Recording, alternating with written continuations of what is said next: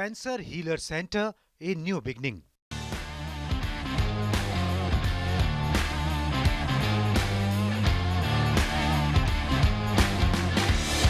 Hello and welcome friends, sports time में आपका स्वागत है। अब हर तरफ जो है वो आईपीएल की धूम है और आईपीएल को लेकर हम स्पेशल प्रोग्रामिंग जो है वो शुरू करने वाले हैं। मगर उससे पहले जो है थोड़ा सा वार्म अप हो जाए और आईपीएल की बात आती है तो पैसों की बात जो है ना वो सबसे पहले दिमाग में आने लगती है कि कितना पैसा इन्वॉल्व है।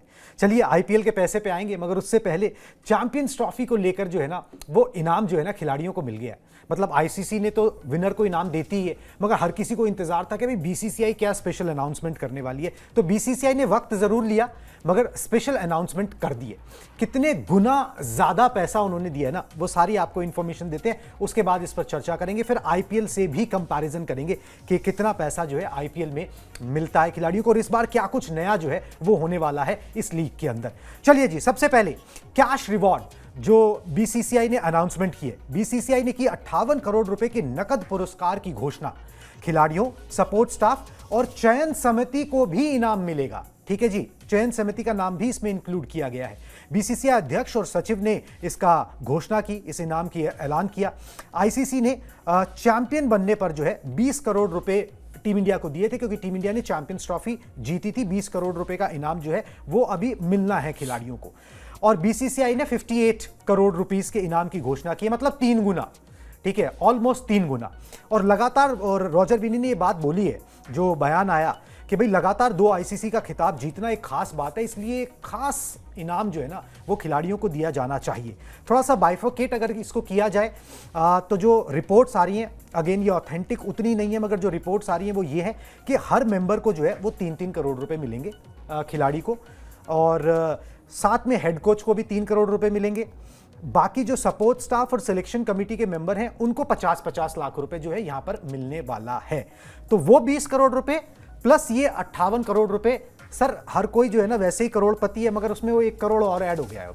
अच्छी बात है और ज्यादा ही, मतलब 3-3 करोड़ तो हो ही गए ना। बिल्कुल अच्छी बात है और मोटिवेशन मिलता है। देखिए, आप त्योहार के मौसम में ना कितनी भी मिठाई खा लें, वो अगर मिठाई के आप शौकीन है तो अच्छी ही लगती है, उसमें और मीठा हो जाता है। और तो वैसे ही है, पैसों की इन खिलाड़ियों के पास कोई कमी नहीं है, पैसे की बीसीसीआई के पास भी कोई कमी नहीं है। लेकिन होता यह है कि जब आप कोई चीज जीत कर आ रहे हो और आपको अप्रिशिएट करते वक्त वो फाइनेंशियली भी कुछ इनाम मिल जाए तो किसी को बुरा नहीं लगता। मतलब किसी के पास अगर 500 करोड़ भी है ना तो उसमें 501 करोड़ रुपए होने में बुरा नहीं लगता। अब 499 करोड़ हो जाए तो बुरा लगेगा। तो मुझे लगता है बीसीसीआई का ये जेस्चर है और हमेशा से रहा है। हाल फिलहाल में आपने देखा होगा कि जब भी भारतीय टीम कोई बड़ी उपलब्धि हासिल करती है तो उसके लिए कैश रिवॉर्ड रहता है और इस तरह से आप मोटिवेट करते हैं। मुझे लगता है शायद प्लेयर्स से ज्यादा ये मैटर करता है सपोर्ट स्टाफ के लिए। चाहे वहां पर रकम कम हो जाती है, लेकिन वहां पर जो पैसा पहुंचता है वो शायद उनके लिए ज्यादा मोटिवेटिंग होता है। और इसलिए भी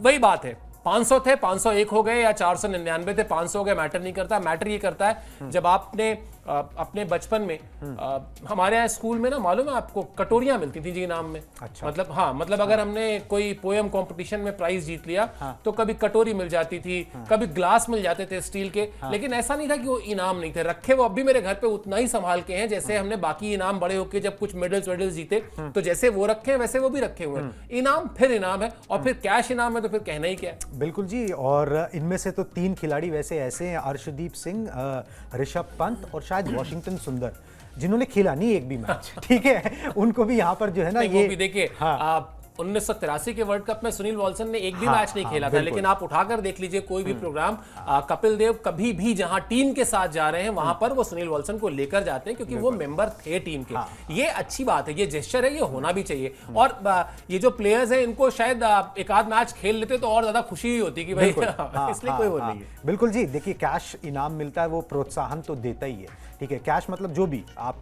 पैसे की अनाउंसमेंट जो ये करते हैं वो मैटर तो करता ही है। चलिए जी, अब चैंपियंस ट्रॉफी जीतकर ख्याति तो मिली, सम्मान मिला, अब ये पैसा भी मिला, खिलाड़ियों की खुशी जो है ना वो दोगुनी हो जाती है, चौगुनी हो जाती है। अब आ जाते हैं जी जो भारत का त्यौहार है, क्रिकेटिंग त्यौहार इसे कहते हैं आईपीएल। अब आईपीएल आ गया, आईपीएल में 10 टीमें हैं, सब लोग खेलेंगी।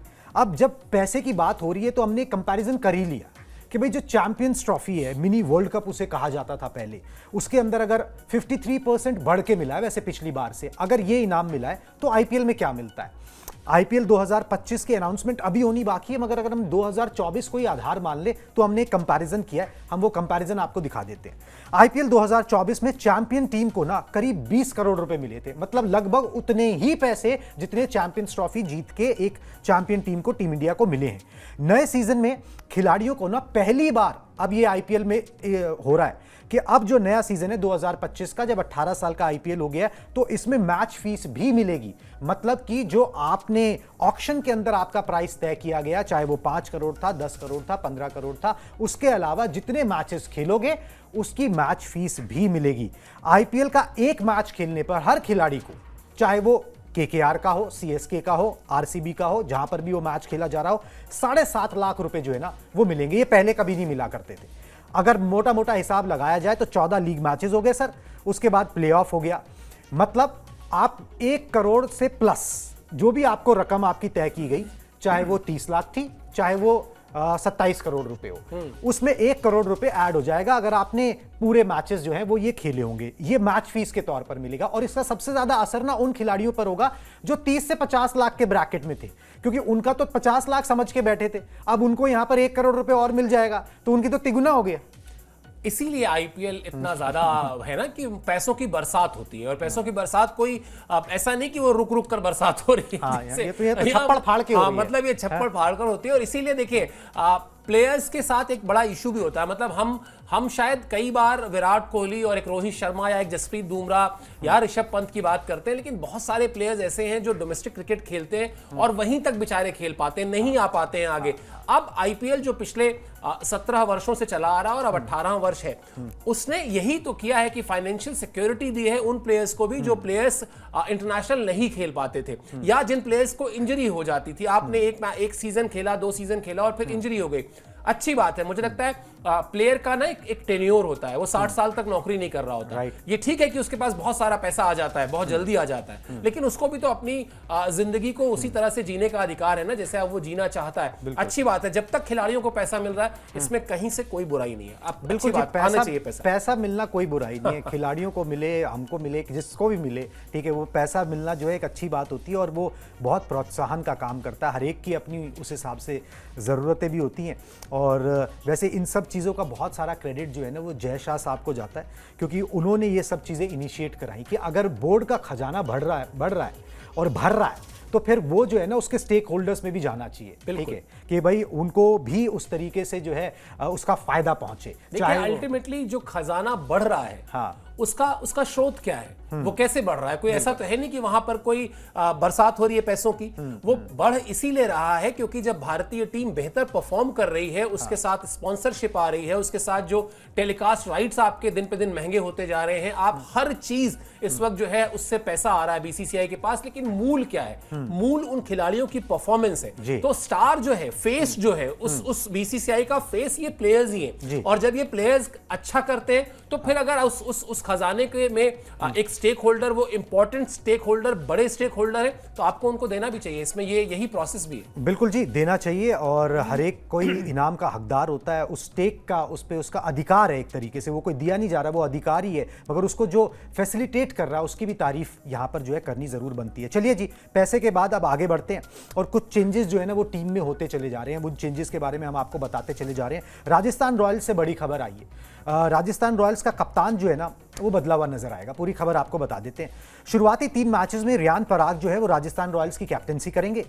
उंगली में चोट लगी थी, उसके बाद जो है संजू सैमसन का वो ऑपरेशन भी हुआ था, उससे वो पूरी तरह से उबर नहीं पाए। एनसीए, जिसे अब सेंटर ऑफ एक्सीलेंस कहा जाता है, उन्होंने संजू सैमसन को विकेट कीपिंग की मंजूरी नहीं दी है। तो राजस्थान रॉयल्स ये प्लान कर रही है कि भाई या तो उनको इंपैक्ट प्लेयर के तौर पर इस्तेमाल किया जाए शुरुआती 3 मैचेस में ताकि वो जल्दी से रिकवर कर जाए, या फिर एज ए बैटरी जो है वो इस्तेमाल किया जाए। जहां तक रियान पराग की बात है तो 23 साल की उम्र में जो है ना वो आईपीएल के तीसरे सबसे युवा कप्तान होंगे। 22 साल की उम्र में विराट कोहली सबसे युवा कप्तान जो है वो बन गए थे। और अभी रियान पराग ने किया भी एक शानदार शतक जो है वो उन्होंने लगाया, जो आपस में इंट्रा स्क्वाड मैचेस वहां पर खेला जाता है तो वहां पे तूफानी शतक जो है उन्होंने लगा के वो दिखा भी दिया और अब कप्तानी भी मिल गई। 3 मैचेस में मिली है, मगर ये रियान पराग के पास ना सर चमकने का मौका है। टैलेंट था पहले बहुत बातें होती थी इनको लेकर, मगर फिर इन्होंने बहुत मेहनत की। सूर्या वगैरह ने भी बोला कि वे एनसीए में बहुत मेहनत करी, उसका इंपैक्ट पिछले सीजन में दिखाई दिया। रन बनाए, बहुत रन बनाए, कंसिस्टेंसी से बनाए, और वो जो तमाम बुरी बातों के लिए रियान पराग का नाम लिया जाता था ना, वो कहीं पे गुम गया। अब अगर 3 मैचेस में कैप्टेंसी मिलती है, आप टीम को जिताते हो, वो कप्तान के तौर पर, यंग कैप्टन के तौर पर अपनी छवि छोड़ते हो, तो फिर टीम इंडिया के दरवाजों पर भी ना आप बहुत जोर से नॉक कर रहे हो। बिल्कुल, बहुत जोर से नॉक कर रहे हो, लेकिन आप इसके दूसरे पहलू पर भी आ जाइए। कप्तानी हमेशा अपने साथ एक दबाव लेकर आती है। यानी आप सिर्फ बल्लेबाज नहीं है, आप बल्लेबाजी के साथ साथ वो तमाम जो छोटी छोटी निटिग्रिटीज होती हैं, सिलेक्शन से लेके पिच से लेके तमाम मीटिंग्स का आप हिस्सा होते हैं, तो कई बार आपका ध्यान जो है वो बढ़ता भी है। बड़े बड़े खिलाड़ी कप्तानी से घबराते रहे, इसको स्वीकार करने में कोई दिक्कत नहीं। तो मुझे ये लगता है कि शायद पिछली सीजन में रियान पराग अच्छा खेलते थे, ये सब जानते हैं। राजस्थान रॉयल्स के लिए उन्होंने समय समय पर क्या किया है ये हमने देखा है, लेकिन पिछली बार वो पहला सीजन था जब आप उन पर भरोसा जगा था कि रियान पराग है ना, अभी कर देगा। तो मुझे लगता है कि शायद ये जो अभी एक तरीके का आप इसको मेकशिफ्ट अरेंजमेंट माने कि शुरुआत के 3 मैचेस हैं, हाँ वो अच्छा करें, बहुत अच्छी बात है, उनकी टीम के लिए अच्छी बात है, उनके अंदर अगर लीडरशिप की स्किल्स हैं तो उसको देखने का मौका है। लेकिन मुझे लगता है कि बेहतरी इसी में होगी कि अपने बल्लेबाजी पर ज्यादा फोकस करें। वो जो आप एक जैसे युवराज सिंह थे, युवराज सिंह लिमिटेड ओवर्स में अगर क्रीज पर हैं तो आपकी उम्मीद नहीं खत्म होती थी, आपको लगता था कि युवराज है, अभी मैच बच सकता है, मैच बन सकता है। तो वैसे ही मुझे लगता है कि वो काम over a period of time आप और करें। अभी बल्लेबाजी में थोड़ा सा और अपने आप को मैच्योर करें, अपने ऊपर और फैंस का भरोसा जीतने दें। कप्तानी थोड़ा बाद में भी आए तो मुझे कोई कम से कम दिक्कत नहीं। बिल्कुल जी, मेकशिफ्ट अरेंजमेंट ही है, मगर संजू सैमसन के साथ ना मुझे लगता है हमेशा ना कुछ है उनके साथ टाइमिंग का प्रॉब्लम। ठीक है, वो जब भी लगता है कि अब यहाँ से जो है ना वो रॉकेट जो है वो जाएगा, ठीक है, जो आप मतलब जिसे कहते हैं धरती का जो होता है, पृथ्वी का जो सौर मंडल होता है उससे बाहर निकल के जो है चांद की तरफ जाएगा, कुछ ना कुछ जो है वो हो जाता है उनके साथ। चलिए कोई बात नहीं, जल्दी रिकवर करके पूरा मैदान पर उतरें, यही हमारी शुभकामनाएं उनके साथ रहेंगी। एक नियम है बीसीसीआई ने, अभी क्या हुआ सर, कैप्टन्स जितने भी कैप्टन हैं 10 कैप्टन उनकी मीट करी है। उसके अंदर एक नियम जो है जिसको लेकर बात हो रही थी कि भाई इस नियम को जो ना हटा देना चाहिए, वो नियम हट गया। कौन सा नियम है जिससे गेंदबाजों को फायदा होगा बल्लेबाजों के इस फॉर्मेट के अंदर? दिखा देता हूं आपको कौन सा वो नियम है। बीसीसीआई ने हटाई गेंद पर लार लगाने से पाबंदी। कोविड-19 के दौरान बीसीसीआई ने ये बैन लगाया था, फिर उस कंटिन्यू ही रहा, उसके बाद वो हटाया ही नहीं गया। कई बार जो है आवाज़ उठाई, मोहम्मद शमी ने उठाई, टीम साउदी ने भी हटाई कि भाई अभी इसको हटा देना चाहिए, इसका कोई मतलब नहीं है। क्योंकि गेंद को अगर आप लार नहीं लगाओगे ना तो उससे होता क्या है कि आप एक साइड को ना घिस घिस के चमका कर, ठीक है, एक साइड को रफ एक साइड को स्लिपरी नहीं बना सकते, उससे रिवर्स स्विंग जो है ना वो होने में दिक्कत होती है। और अगर आप ये कर पाते हो, अगर ये पाबंदी नहीं है तो रिवर्स स्विंग आ सकती है पिक्चर के अंदर। तो बल्लेबाजों के फॉर्मेट में गेंदबाजों को थोड़ी सी मदद मिल जाएगी। अब इस सीजन से ये जो पिछले 4-5 साल से चलते आ रहा था ये नियम, इसको स्क्रैप कर दिया गया। और मुझे लगता है कि शायद मतलब अब आप इसको इससे जोड़कर देखिए कि कुछ दिन पहले, अभी मुश्किल से हफ्ता 10 दिन हुआ होगा, अचानक ये मोहम्मद शमी ने शुरू किया। मतलब कहते वो पहले भी थे, लेकिन एक बड़े ही प्लान्ड तरीके से उनकी एक इंटरव्यू आती है। उस इंटरव्यू में वो ये कहते हैं कि भाई हमें बड़ी दिक्कत हो रही है और इस पर बात होनी चाहिए और ये होना चाहिए। फिर उनको फटाफट दुनिया के 2-4 और बड़े फास्ट बॉलर्स का समर्थन मिलता है और फिर उसके बाद वो नियम हट जाता है। तो ऐसा लगता है कि शायद ये कहलवाया गया, एक तरीके से पहले से प्लान था कि एक काम करो, थोड़ा सा माहौल बना लो, ताकि फिर जब हम ये नियम हटाएं तो उस नियम को हटाने के पीछे कुछ एक हमारे पास वैलिड रीजंस भी हो, हम कहें कि हाँ भाई बॉलर्स हमसे चाहते हैं। अच्छी बात ये है थोड़ा सा इक्वालिटी आएगी, थोड़ा सा जो बॉलर्स बेचारे एकदम ही वाकई मजदूर वाले रोल में दिखाई देते थे कई बार कई मैचेस में, वहां पर लगेगा कि हाँ अगर आपके पास स्किल है, अगर आप वो 20 ओवर के भी